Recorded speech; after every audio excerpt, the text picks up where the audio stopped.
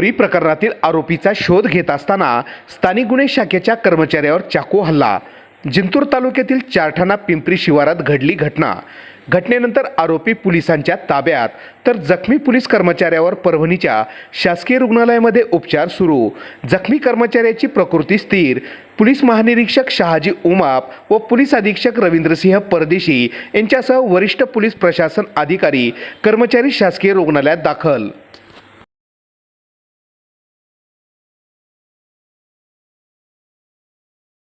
आज एक दरोडा, जबरी चोरी, घरफोडीसारख्या गंभीर गुन्ह्यात हवा असलेला आरोपी, पाहिजे असलेला आरोपी दीपक बिरजू भोसले याला आल्याची माहिती मिळाली चारठाणा जवळच्या पिंपरी शिवारात. तर त्या ठिकाणी आमची टीम API जगताप, PSI परिहार आणि निलेश भुजबळ व इतर टीम त्या ठिकाणी गेली असता तो पोलिसांना बघून पळायला लागला. त्याला पाठलाग करून आमच्या निलेश भुजबळ यांनी पकडल्याबरोबर त्याने चाकूने प्राणघातक हल्ला आमचे जे पोलीस अंमलदार आहेत निलेश भुजबळ यांच्यावर चढवला. त्याने चाकूने, तोही अतिशय दात्र्याचा चाकू, हा त्यांना खुपसला.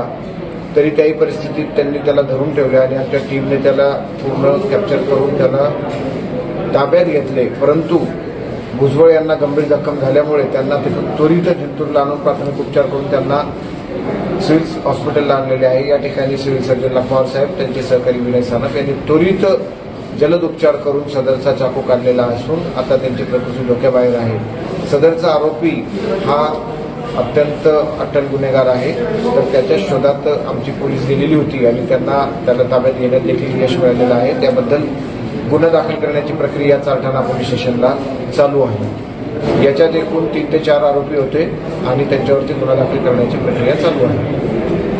मांजरी पोलीस स्टेशनलाही हा आरोपी पाहिजे होता आणि इतरही गुन्ह्यांमध्ये, इतर आपल्या मालमत्तेच्या गुन्ह्यामध्ये जिल्ह्यातील त्याचा सहभाग निष्पन्न झालेला आहे.